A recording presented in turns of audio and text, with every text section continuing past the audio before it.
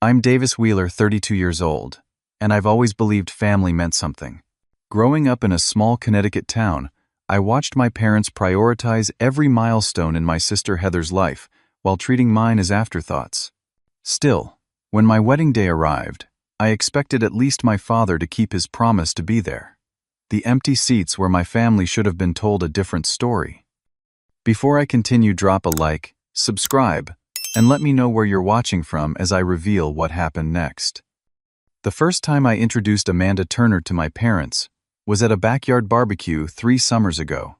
We'd been dating for almost a year at that point, and I was certain she was the one.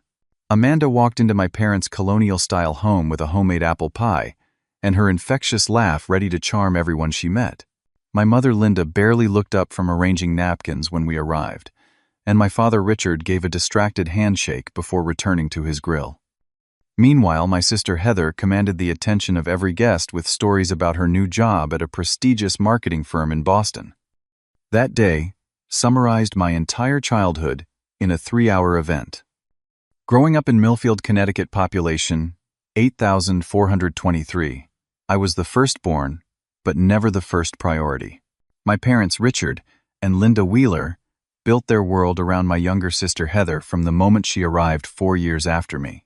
I tried convincing myself it was just because she was the baby of the family, or maybe because she was their only daughter. But as years passed, the pattern became impossible to ignore. When I graduated high school with honors, my parents attended for exactly 27 minutes before leaving early to catch Heather's dance recital. My valedictorian speech was delivered to an audience missing the 2 people I'd written it for. "They're really sorry," Davis Heather said afterward, not looking particularly sorry herself. "But this recital determines who gets the solo in the regional competition." During my sophomore year of college, I received a prestigious engineering scholarship. I called home immediately, and my mother promised a celebration dinner that weekend. When I arrived home, I found the dinner canceled because Heather had broken up with her boyfriend and needed emotional support. We ordered pizza instead, which grew cold as my parents spent the evening consoling Heather on the couch while I sat alone at the dining table. Even after landing my first engineering job at a respected firm in Hartford, my celebration dinner ended up being a monologue about Heather's internship prospects. My father raised a toast, saying, "To Davis's new job, and hopefully, Heather will have even bigger news soon." I remember staring into my glass watching the bubbles rise, and wondering if I'd ever rise high enough in their eyes to be seen. Despite this lifelong pattern, some stubborn part of me held on to hope. Each disappointment was followed by a period of distance, then a small gesture from my parents that would reignite my optimism. A birthday card with an actual personal message. A phone call that lasted more than 5 minutes.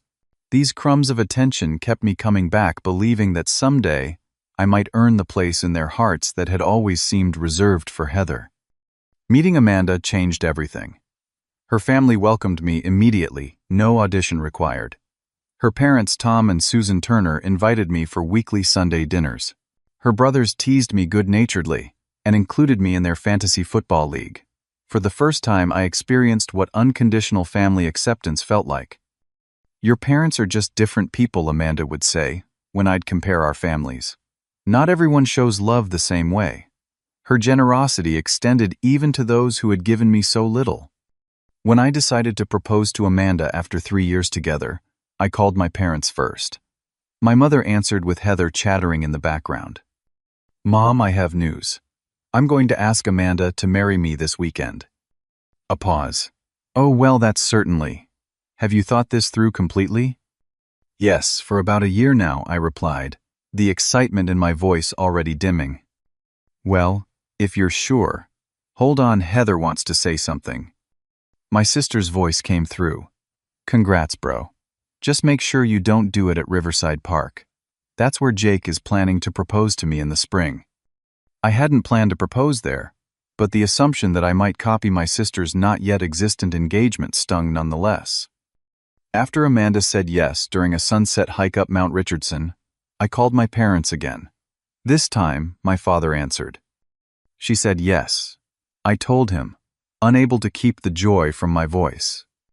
"That's wonderful, son," he said, and for once he sounded genuinely pleased.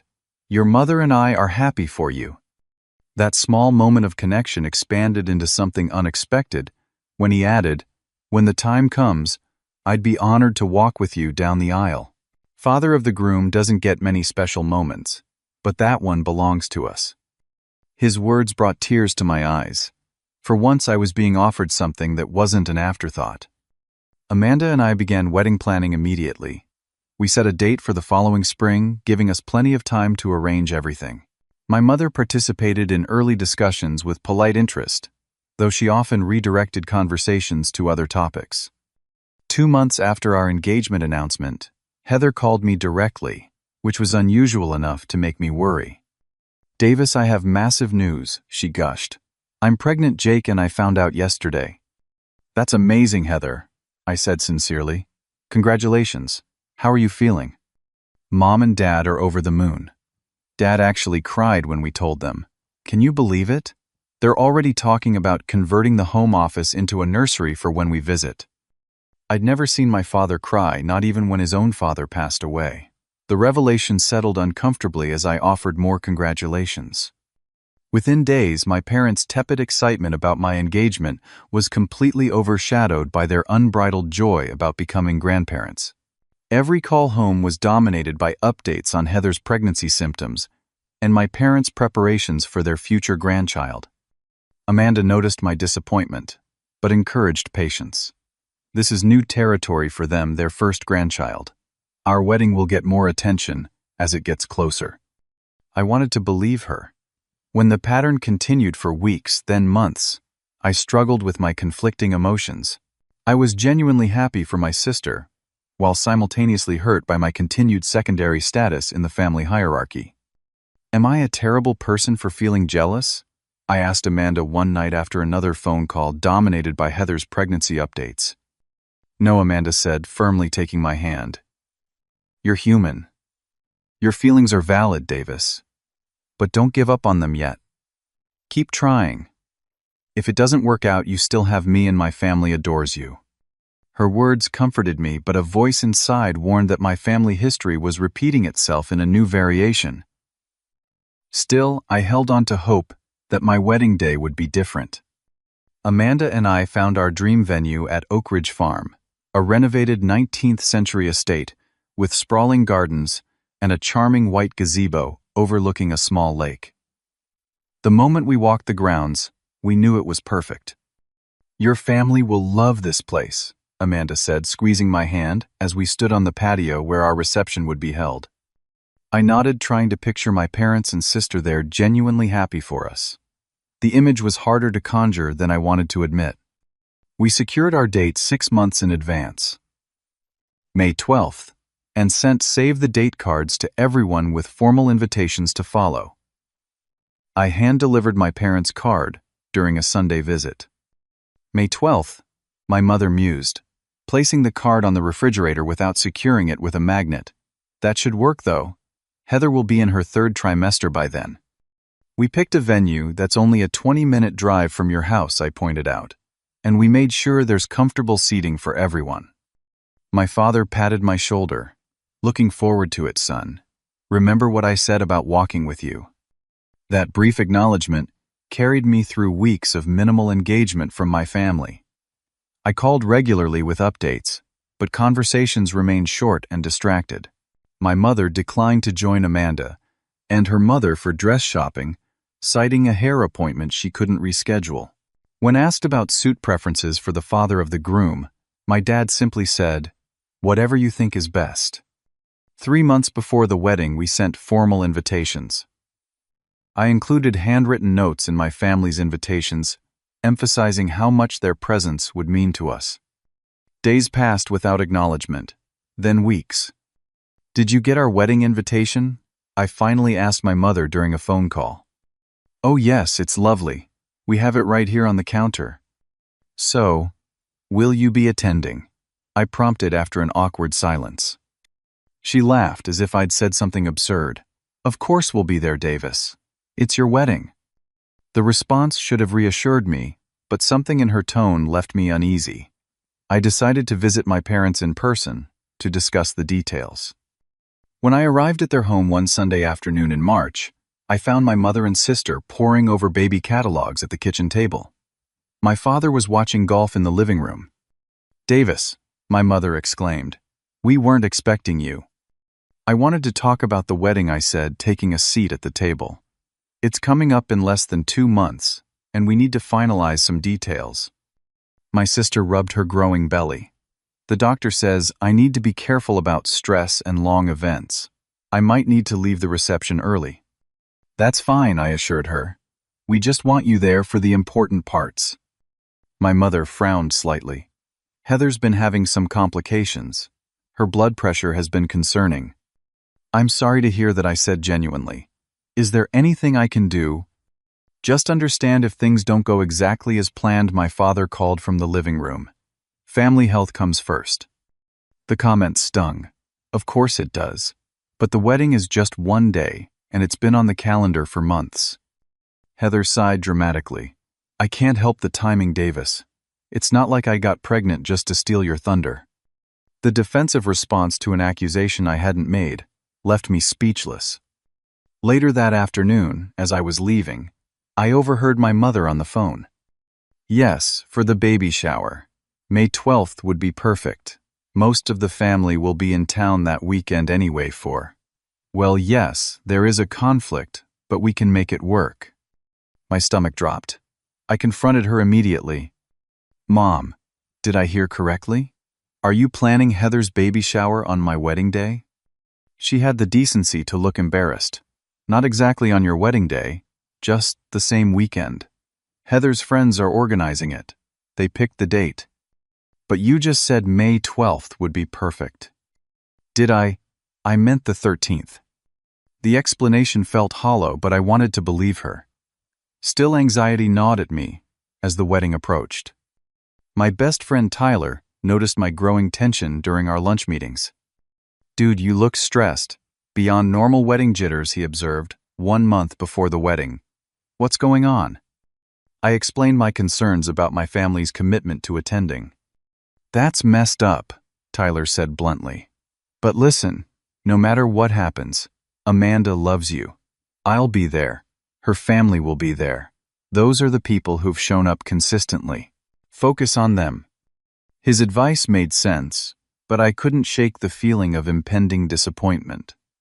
1 week before the wedding, I called my father directly. "Dad, I just wanted to confirm you're still planning to walk with me down the aisle." "Family shows up for family," he said. "Don't worry so much." The vague reassurance did little to calm my nerves, especially when my parents and sister were noticeably absent from the rehearsal dinner the night before our wedding. My future mother-in-law, Susan, created a seating chart with place cards for all 3 of them, which remained untouched throughout the evening. They texted me they couldn't make it last minute, I explained to concerned guests. Something about Heather not feeling well. Tyler gave me a sympathetic look, but said nothing. Amanda squeezed my hand under the table. That night I sent one final text to my entire family. "Looking forward to seeing you all tomorrow. Ceremony starts at 2 p.m. sharp." Heather replied almost immediately. "We're finalizing plans for tomorrow. See you then." I went to sleep holding onto that message like a lifeline, hoping against hope that finalizing plans meant they were preparing to attend my wedding, not planning to skip it entirely. The morning of my wedding day dawned bright and clear, as if the universe had granted us perfect weather to compensate for my family anxieties. I woke up in a hotel suite surrounded by my groomsmen, who were already cracking jokes and passing around coffee. Tyler, my best man, since 3rd grade, handed me a steaming cup. "Today's the day, man. How are you feeling?" "Good," I lied, checking my phone for the 15th time since waking. No messages from my family. As the morning progressed, my groomsmen kept me busy with preparations, but my attention remained divided. Every few minutes I glanced at my phone, waiting for some indication that my family was on their way. By 11 a.m., with no word from anyone, I decided to call directly. My father's phone went straight to voicemail. "Hey Dad, it's me. Just checking in to make sure you're on schedule. We need to be at the venue by 1 at the latest. Call me back." I tried my mother next. She actually answered, her voice hushed. Davis, honey, good morning. Mom, where are you guys? Are you on your way? We're running a bit late. Heather wasn't feeling well this morning. But you're coming right. Dad's still walking with me. We'll try our very best to make it on time, she said, her voice trailing off. I need to go. Heather needs me. The call ended before I could press further, leaving me with a growing sense of dread. Tyler watched me put down the phone. Everything okay? They're running late, I said the words, feeling inadequate to describe my suspicions. There's still plenty of time, he reassured me, though I could tell he wasn't convinced either. As noon approached, Amanda's father knocked on our suite door. Tom Turner had been more of a father figure to me in 4 years than my own dad had been in 32. How's the groom? He asked cheerfully, then noticed my expression. What's wrong, son? I can't reach my family, I admitted. They're supposed to be here, but they're not answering calls now. Tom's expression shifted to concern. If you need someone to stand in, I'd be honored. Not to replace your father, but as backup. His offer touched me deeply. Thank you. Let's wait a bit longer, but thank you. By 1:30, 30 minutes before the ceremony, I stood fully dressed in my tuxedo, still waiting. The venue coordinator knocked gently on the door. Mr. Wheeler. The guests are seated, but there are still several empty seats in the front row on your side. Should we continue to hold them? Tyler jumped in. Let's give them another 15 minutes. I nodded gratefully, then excused myself to make one last, desperate round of calls. Every family member's phone went unanswered. With growing desperation, I opened Instagram, something I rarely checked, and saw Heather had posted a story 5 minutes earlier. The image showed my mother arranging flowers on a buffet table decorated with baby shower banners. My father stood in the background laughing with relatives I recognized immediately. The location tag showed my parents' house just 20 minutes away. The caption read, "Perfect day to celebrate new life with the whole family." I stared at the screen, unable to process what I was seeing. The timestamp confirmed it had been posted minutes ago, meaning my entire family had chosen to attend my sister's baby shower instead of my wedding. Not just chosen, they had planned it this way. The realization hit me like a physical blow. I stumbled back against the wall, sliding down, until I sat on the floor, still clutching my phone. That's where Tyler found me moments later. Davis. The coordinator says we need to. He stopped when he saw me. What happened? Wordlessly, I handed him my phone. He looked at the screen, then swore under his breath. Those selfish. He stopped himself. I'm so sorry, man. Before I could respond, there was another knock. This time, it was Amanda, still in her bathrobe, hair and makeup complete, but not yet in her wedding dress.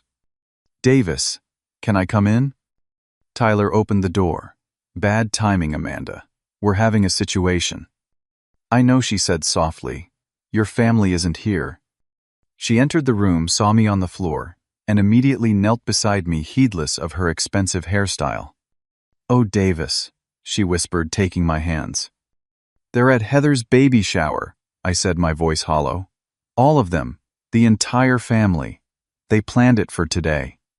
Amanda's expression shifted from sympathy to anger, then back to compassion. What do you want to do? It was the perfect question. Not platitudes, not reassurances, just a simple acknowledgement that this was my pain and my decision. I looked at her beautiful face, at Tyler's concerned expression, and thought about the 100 guests waiting to celebrate with us. People who had chosen to be there. I want to get married, I said finally. To hell with empty chairs. Amanda smiled through tears. That's my guy. We decided to remove the reserved family seating altogether. As Amanda returned to finish dressing, her father reappeared. Davis, I heard what happened. The offer still stands. I took a deep breath. Would you walk with both of us? I think Amanda would love that too. Tom's eyes welled up. It would be my honor. The ceremony began 30 minutes late, but no one seemed to mind. As Wagner's bridal chorus played, I watched Amanda walk toward me on her father's arm, radiant in white. At the midpoint, she extended her hand to me, and I joined them for the remainder of the procession, a united front from the start. When it came time for vows, I went off script. Amanda, I promise to create with you the family we both deserve. One built on presence, not absence, on celebration, not competition, on love that doesn't come with conditions. My voice broke slightly. I promise that our children will never question their worth or their place in our hearts. Amanda squeezed my hands tightly as tears slipped down her cheeks. The rest of the ceremony passed in a blur of emotion, and when the officiant pronounced us husband and wife, the cheers from our guests felt like a collective embrace the family we had chosen surrounding us with genuine joy. Our reception began at 5 p.m. in the estate's renovated barn transformed with twinkling lights and wildflower centerpieces. The dinner tables had been rearranged to eliminate the awkward gaps where my family should have been seated. To casual observers, everything appeared perfect. Amanda's mother, Susan, took charge of welcoming guests, directing them to the revised seating arrangements with such smooth efficiency that few noticed anything amiss. Her kindness throughout the day had been my anchor, from the way she hugged me extra tightly during family photos to her insistence on standing in for the mother-son dance later. "You're our son now officially," she whispered during that hug, and we couldn't be happier. The cocktail hour hummed with conversation and laughter. I moved through the crowd on autopilot, accepting congratulations and making small talk while frequently checking my phone. Still nothing from my family. Most guests were tactful enough not to mention the obvious absence, but a few couldn't resist. "Are your folks stuck in traffic?" asked my father's cousin Stephen, whom I hadn't seen in years. "They couldn't make it," I replied, flatly unwilling to elaborate. "All of them," he pressed, clearly confused. I was saved from responding by Tyler, who materialized at my side with a fresh drink and a well-timed interruption. "Sorry to cut in, but they need the groom for photos." As he led me away, I whispered, "There are no more photos." "I know," he said simply. "You looked like you needed rescuing." The dinner service began with Tyler rising to give his best man speech. I braced myself, wondering how he would navigate the elephant in the room. "I've known Davis since we were 8 years old," he began. "In all that time, I've watched him build himself into someone who values loyalty, honesty, and showing up for the people you love." Tyler paused, scanning the room. Today, Davis and Amanda are surrounded by people who understand those same values, who know that family isn't just about DNA, it's about choice, it's about presence. His words struck directly at my pain while somehow elevating it into something meaningful. I caught his eye and nodded my gratitude. The reception continued, with dancing and cake cutting, all the traditional moments captured by photographers. Yet beneath the celebration, I felt a persistent hollow ache. During a quiet moment between dances, I slipped away to the restroom, needing a brief escape from maintaining my composure. Alone in the elegant bathroom, I braced my hands on the marble sink and finally allowed myself to feel the full weight of the day's betrayal. My shoulders shook with silent sobs as 32 years of seeking approval crashed down on me. The door opened, and Tyler appeared in the mirror behind me. "Thought you might need a minute," he said, leaning against the wall. "Want to talk about it?" "What's there to say?" I wiped my face roughly. "They made their choice crystal clear." "They're lost," Tyler said firmly. "But I get why it hurts. You know what kills me? I still checked my phone 5 minutes ago, hoping for some explanation, some emergency that would make this make sense." I laughed bitterly. "But there's nothing except Instagram updates from the shower." Tyler's expression darkened. "They're still posting?" I nodded. My Aunt Diane posted a family group photo with the caption, "Complete Wheeler family celebration. Complete. As if I don't even exist." "Screw them," Tyler said with sudden heat. "I mean it, Davis. You've spent your whole life trying to earn a place with people who have never appreciated you. Meanwhile, look out there." He gestured toward the reception. "That room is full of people who chose you, who showed up today. That's your real family." His words resonated with something Amanda had been telling me for years. I straightened up and took a deep breath. "You're right. Let's get back out there." As we returned to the reception, Amanda immediately found me concern evident in her eyes. "You okay?" she asked, touching my face gently. "Getting there," I assured her. "Dance with me." Our first dance became a lifeline, a private moment amidst the celebration. As we swayed to our chosen song, Amanda leaned close to my ear. "Today marks the beginning of our family," she whispered. "One we'll build right, I promise." Those words carried me through the remainder of the reception. As guests began departing around 10 p.m., they formed a tunnel of sparklers leading to our vintage getaway car. Amanda and I ran through the golden light surrounded by genuine cheers and well wishes. Her family enveloped us in final hugs before we departed for our hotel. "We'll see you for brunch tomorrow," Susan reminded us, kissing both our cheeks. "Get some rest." The drive to our hotel was quiet, both of us emotionally drained. In our honeymoon suite, Amanda kicked off her heels while I loosened my tie. "What a day," she sighed, sitting beside me, on the edge of the king-sized bed. "Not exactly how I pictured it," I admitted. "I know." She took my hand. "For what it's worth, I thought it was beautiful. Different than planned, but beautiful." I squeezed her hand.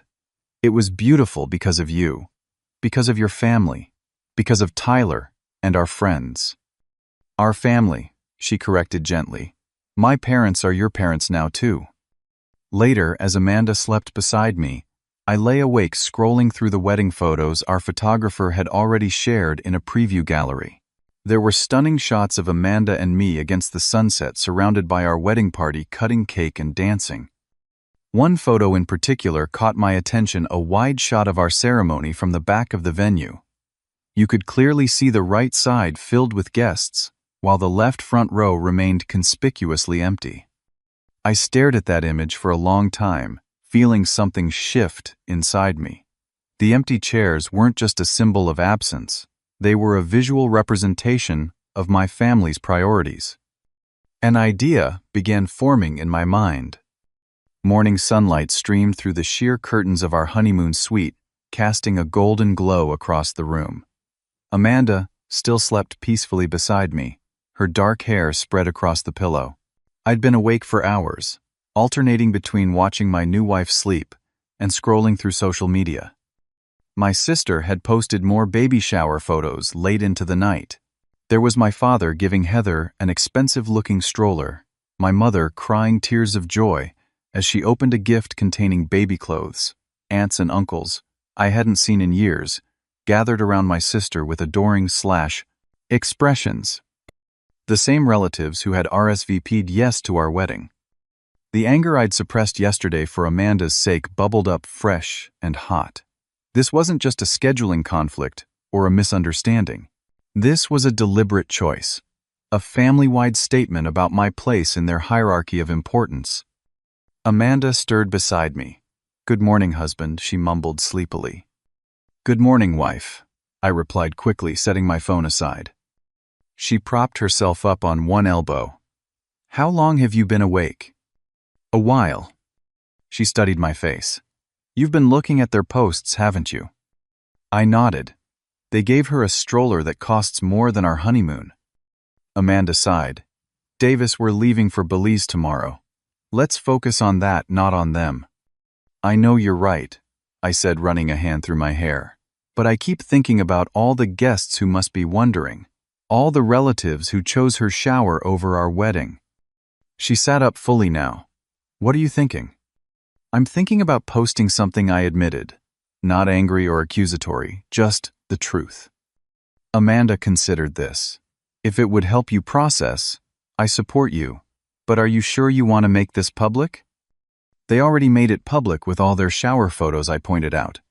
"I'm just providing context." After breakfast in bed, Amanda went to shower while I returned to the wedding photo gallery. I found exactly what I was looking for, the perfect image that told our story without words. The photographer had captured Amanda and me standing at the altar facing each other and holding hands. The angle showed the side of my face, and Amanda's profile, both of us smiling through tears. But what made the photo powerful was the background, the first 3 rows of seats on my side, completely empty, with a visible, reserved for family sign on the end seat. I downloaded the image and opened Instagram, an app I rarely used. After creating a new post with the photo, I carefully composed a caption. Yesterday I married the love of my life, surrounded by people who chose to be there. The empty seats were reserved for my parents and sister, who decided to attend a baby shower instead, one they scheduled for the same day as our wedding. No emergencies, no explanations. Just empty chairs where family should have been.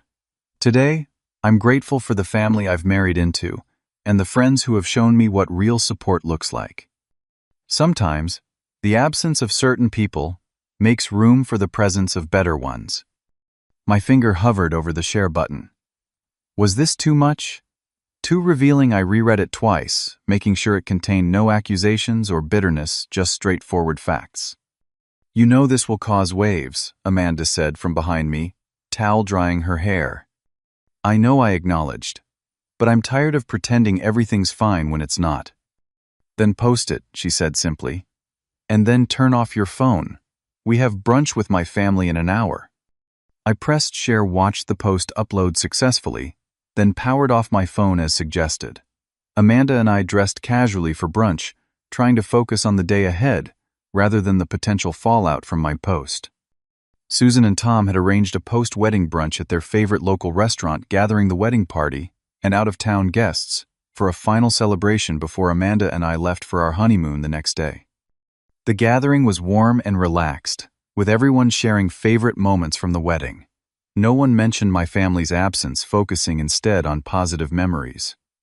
The way Tom walked both of you down the aisle was my favorite part, Amanda's brother Jason said. That's going to be a trend now, mark my words. Tom raised his coffee cup. Proudest moment of my life, walking with both of you. After 2 hours of good food and better company, we said our goodbyes with promises to share honeymoon photos. As guests dispersed, Amanda squeezed my hand. Ready to face your phone? I took a deep breath, as ready as I'll ever be. When I powered on my device in the car, it immediately began vibrating continuously with incoming notifications. The screen showed over 300 new notifications within seconds. Jesus, I muttered, scrolling through the alerts. 325 missed calls and messages. Already, Amanda asked, surprised. It's only been 3 hours. I opened my text messages first. Dozens from my father, the most recent reading, "Call me immediately. You are embarrassing this family." My mother had sent a string of increasingly desperate messages. Davis, please take down that post. You're misunderstanding everything. We had no choice. Heather needed us. Please call me back.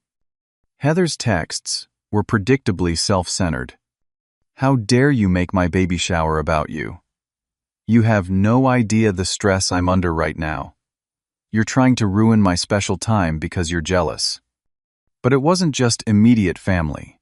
Aunts, uncles, cousins, and family friends I hadn't heard from in years were suddenly blowing up my phone.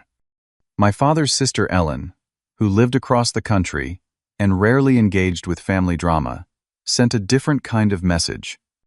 Davis, I just saw your post. I'm heartbroken for you. What they did is inexcusable. Call me when you can. I want you to know not everyone in this family agrees with how you've been treated. Former teachers, neighbors from my childhood, and distant connections were commenting on the post with shocked support. I've known the Wheelers for 20 years, and I'm appalled. Davis was always the kindest child. He deserved better than this. I was at that baby shower. No one told us it was your wedding day, too. The post had somehow reached beyond my modest following, spreading through our small hometown social network like wildfire. It's gone viral in Millfield, I told Amanda, somewhat stunned. Are you okay?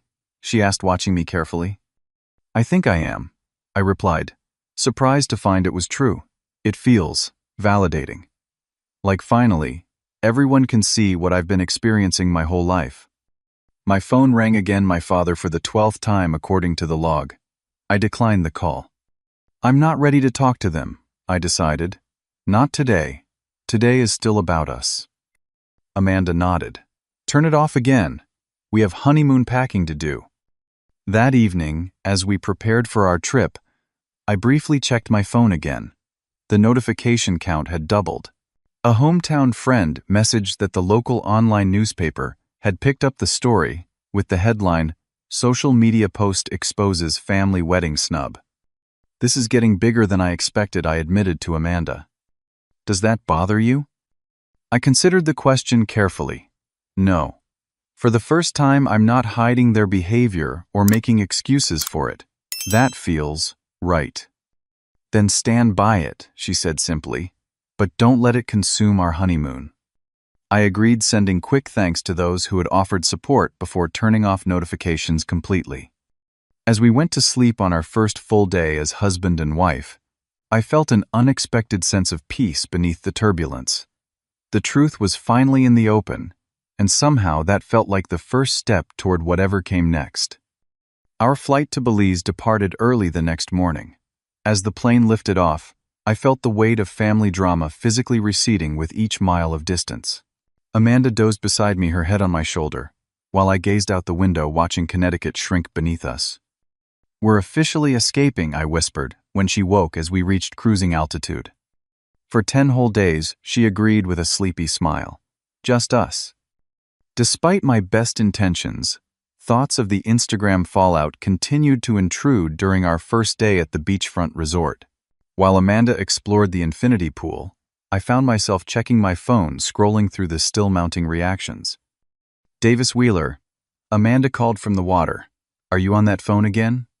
Caught red-handed, I sheepishly put the device away. Last time, I promise. She swam to the edge nearest me. Come here. I approached the pool, and she reached up to take my hand. I know this is a lot to process, she said gently. But can we make a deal? Phone checks only in the morning while I'm still sleeping. The rest of the time, be here with me. In paradise. Her request was reasonable and necessary. Deal. That evening over dinner at the resort's open-air restaurant, Amanda suggested we talk through everything that had happened. Sometimes the only way past something is through it, she reasoned. Let's discuss it all tonight then. Try to leave it behind for the rest of the trip. Over fresh seafood and tropical drinks, I unburdened myself completely. Every childhood disappointment, every missed milestone, every time I'd felt secondary to Heather. It's not just about the wedding, I realized aloud. The wedding was just the final, most public confirmation of a pattern that's existed my whole life. Amanda listened attentively, asking thoughtful questions without judgment. Do you think they realize what they've done? She asked. Not just missing the wedding, but the years of making you feel less important. I doubt it, I replied. My mother's text suggests they still see themselves as the victims in this situation. Like I'm being unreasonable for expecting them at my wedding when Heather needed them. Classic, narcissistic family system, said a voice from the table next to ours. Startled, we turned to find a couple about our age smiling apologetically. Sorry for eavesdropping, the woman said. I'm Sophia, this is my husband James. We couldn't help overhearing, and your story sounded painfully familiar. Under normal circumstances, I might have been annoyed at the intrusion, but something about their genuine expressions made me curious. Familiar, how I asked. James gestured to the empty chairs at our table. Mind if we join you for a drink? We're on our honeymoon too, and I spent mine processing almost the exact same situation. We welcomed them to our table, and over the next 2 hours, James shared his eerily similar story of growing up overshadowed by a golden child brother, culminating in his parents attending his brother's college graduation instead of his wedding, despite the events being a week apart. The difference is, I never called them out publicly, James explained. I just kept making excuses for them, even to Sophia. What changed, I asked. Therapy, Sophia answered bluntly. Lots of it. James finally realized he'd spent 30 years seeking approval from people incapable of giving it.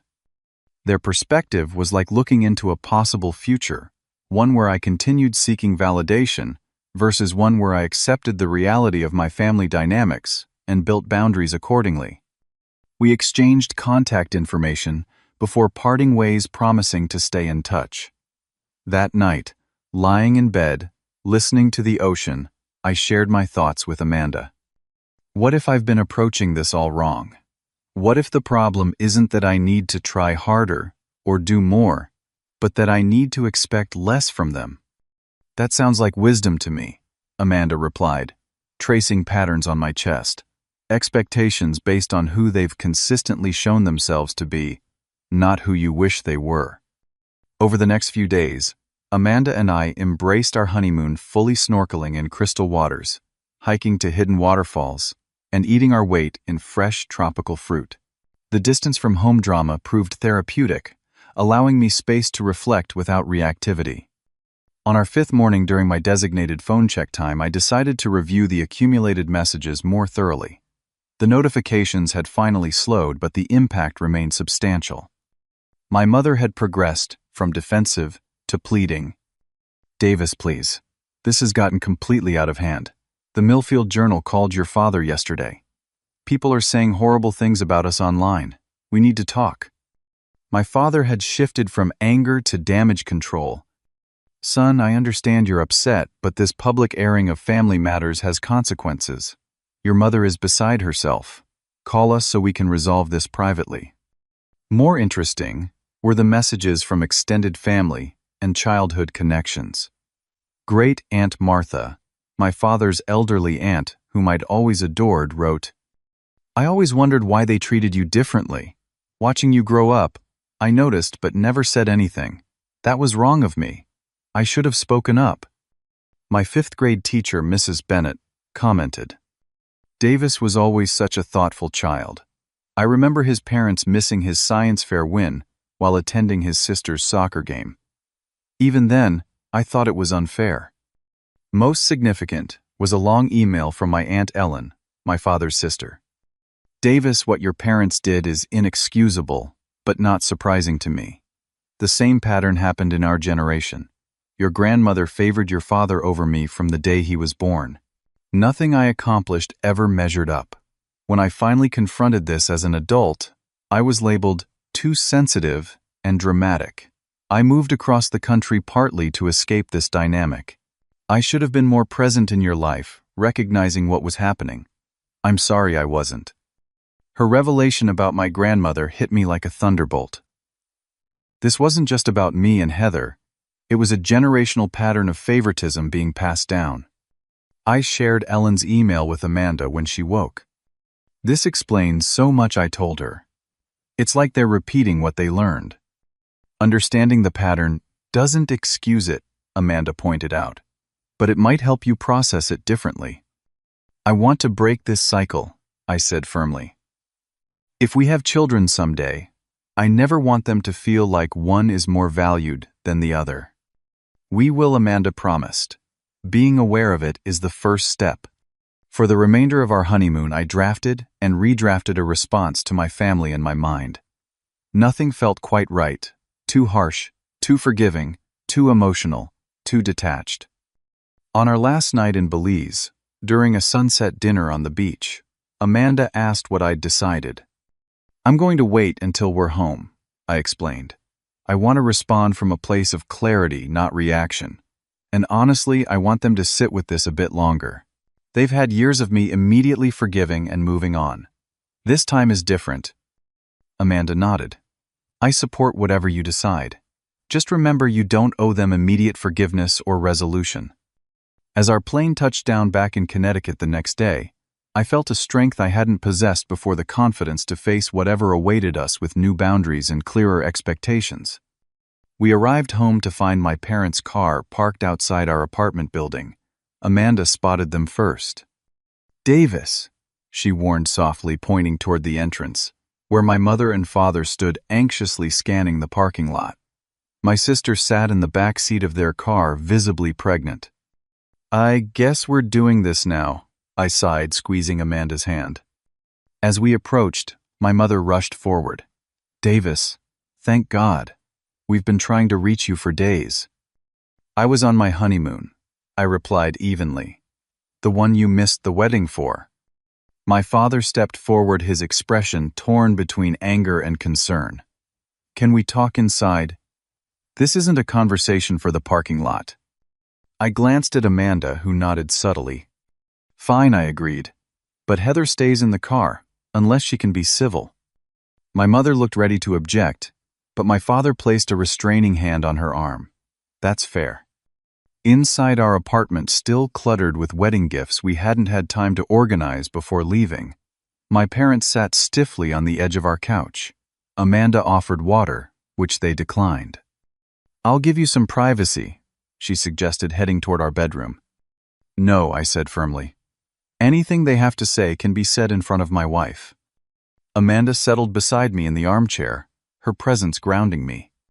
My father spoke first. That post was completely inappropriate, Davis. You've humiliated the entire family. Interesting. That's your primary concern, I noted. Not the fact that you missed my wedding for a baby shower you could have scheduled any other day. It wasn't that simple, my mother interjected. Heather's pregnancy has been high risk. Her doctor advised minimizing stress and maintaining routine. Most of the family had already made arrangements for that weekend.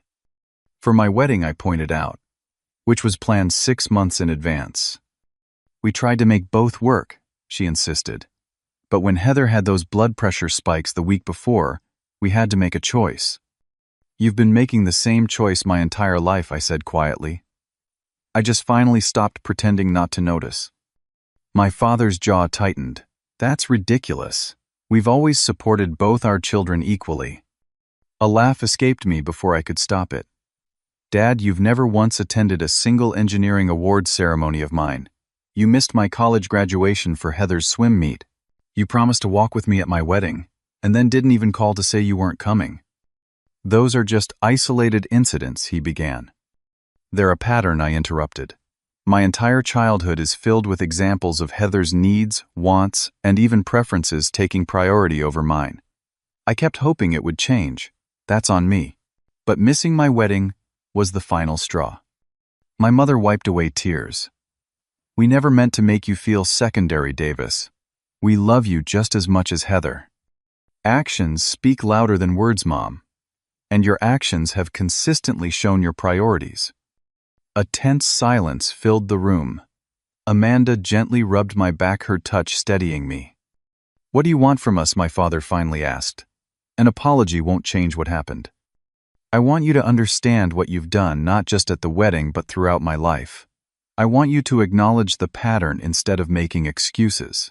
And moving forward, I need you to respect the boundaries I'm setting. Boundaries. My mother looked alarmed. Yes, I'm not cutting you off, but our relationship needs to change. I won't keep showing up for people who don't show up for me. I won't keep pretending everything's fine when it's not. This is so unfair, came a new voice. Heather stood in our doorway, one hand on her pregnant belly. You're painting me as the villain when I never asked for any of this. Do you think I enjoyed being the favorite? Do you know how much pressure that puts on a person? Her words stunned me into momentary silence. The favorite, you're claiming being the favorite, was hard on you. Yes, she exclaimed. Everything I did had to be perfect. Every achievement had to be extraordinary. Meanwhile, you got praised just for showing up.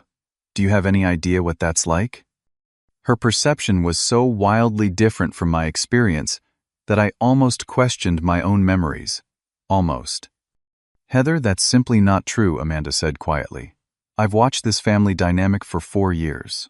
Davis has never been praised just for showing up. In fact, he's rarely been praised at all. My sister's face reddened. You don't know our history. I know what I've seen, Amanda replied calmly. And what dozens of people from your hometown confirmed after Davis's post. My mother intervened. Stop, both of you. This isn't helping. She turned to me with pleading eyes. Davis, we made a terrible mistake missing your wedding. We got caught in competing priorities and made the wrong choice. We are deeply, truly sorry. The apology, though imperfect, was the first genuine one I could remember receiving from her. My father cleared his throat. "We want to make this right, son. Tell us how." I considered their question carefully. "I need 3 things. First, acknowledge this isn't an isolated incident, but part of a lifelong pattern. Second, respect that rebuilding trust will take time. Third, understand that my relationship with Amanda and her family comes first now." My parents exchanged glances, seemingly weighing my terms. "We can agree to those conditions," my father said finally. "I'll try," Heather added reluctantly. "But this goes both ways. You need to see things from my perspective sometimes too." It wasn't perfect, but it was a starting point. After they left, Amanda held me as the emotional weight of the confrontation hit fully. "I'm proud of you," she whispered. "Setting boundaries isn't easy, especially with family." The following weeks brought tentative steps toward a new normal. My mother called regularly, making visible efforts to ask about my work and interests before mentioning Heather. My father suggested monthly dinners to reconnect properly. Most surprisingly, my Aunt Ellen flew in from Oregon to spend a week with us. Her insights into the family's generational patterns helped me understand without excusing the behavior. "Your grandmother did the same to me that your parents did to you," she explained over coffee in our apartment. "Some families get caught in these dynamics without realizing the damage they cause." "How did you handle it?" I asked. "Distance therapy and building my own chosen family," she replied. "And eventually, limited contact on my terms. It wasn't perfect, but it protected my peace." Her advice led me to begin therapy myself, both individually and with Amanda as a couple.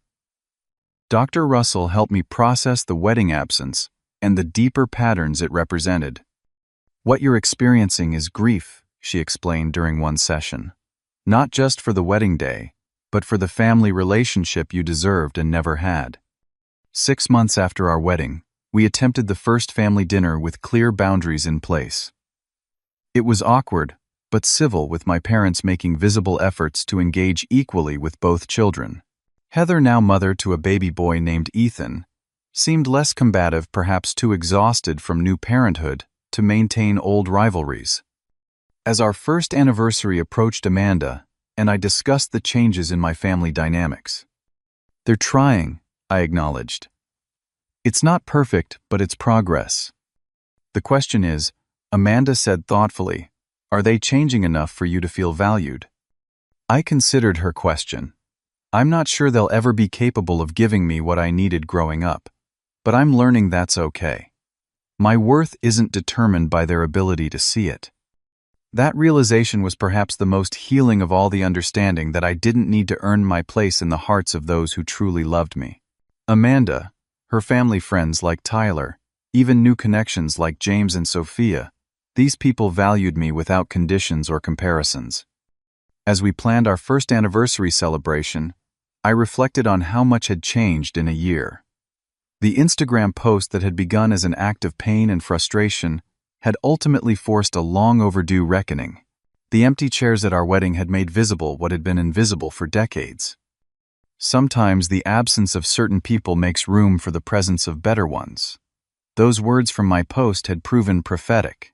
The gaps left by my family's conditional love had been filled by deeper connections with those who loved more completely.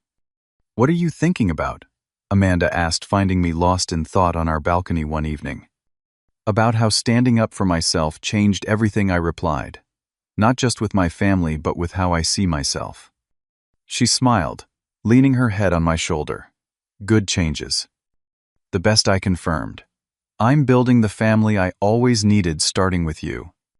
Have you ever had to stand up to your family to protect your own happiness? I'd love to hear your stories in the comments below. If this resonated with you, please like, subscribe, and share with someone who might need to hear it.